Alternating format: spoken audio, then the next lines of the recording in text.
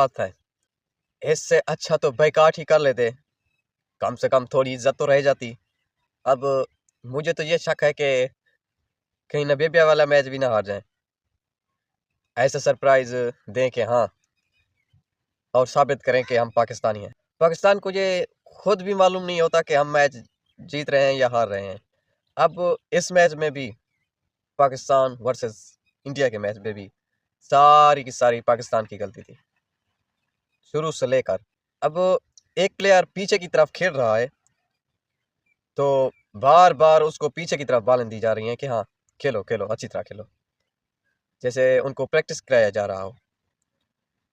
और पूरे मैच में आपने जाके हाईलाइट देखनी या लाइव देखा होगा, पूरे मैच में स्लिप कहीं भी नहीं थी। हालांकि 3-4 चौके बार बार जाते रहे लेकिन स्लिप नहीं लगाई। अब स्लिप से क्या बात करें, मिसाल तौर के अब स्लिप को याद करें कि हाँ, स्लिप होती शायद कैच हो जाते, चौके रुक जाते या वगैरह वगैरह। तो बाकी मैच ही देख लें, क्या मैच किया क्या है मैच में।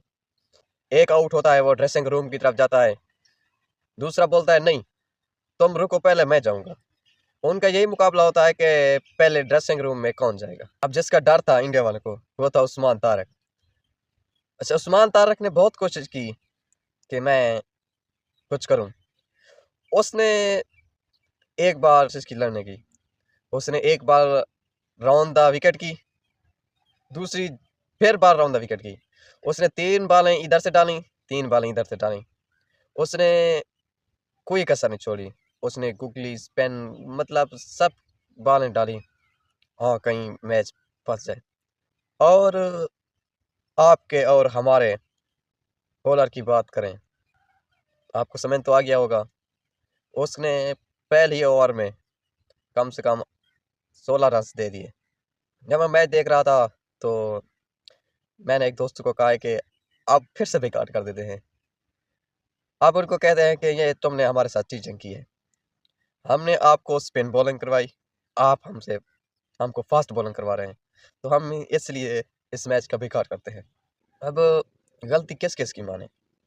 अच्छा, लोग कह रहे थे कि हाँ, फ़खर को खिलाना चाहिए था, फ़खर जमान को, सीनियर प्लेयर है। तो एक फ़खर भी क्या करता, शायद अगर वो प्लेइंग 11 में भी होता तो फ़खर क्या कर लेता।